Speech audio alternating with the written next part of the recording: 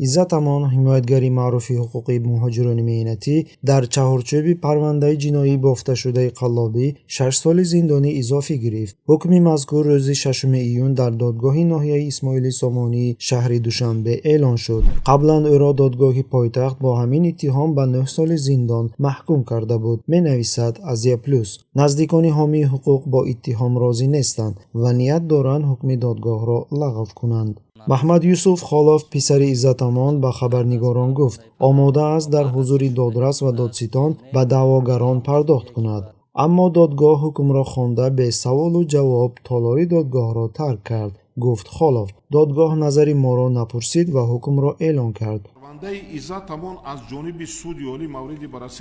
قبلا دادگاه عالی تاجیکستان شکایت آنها را علیه حکم دادگاه رد کرده بود.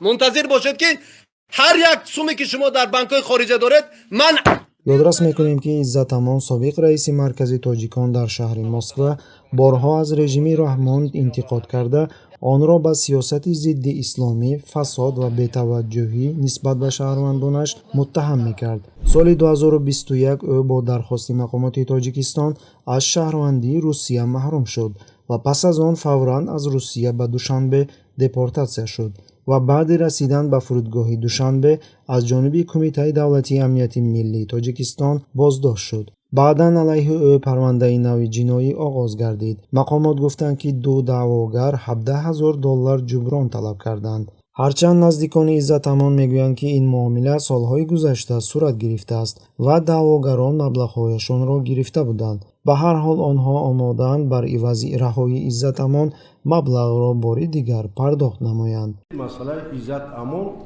مراتبه گذشته گفتیم که اون دستگیر شده است همچون جنایتکار برای حالا میگویند مقامات گویا مبلغ دعواگران و آزادی عزت امان را نمیخواهد. آنها تنها میخواهند که حکم او را تمدید کنند.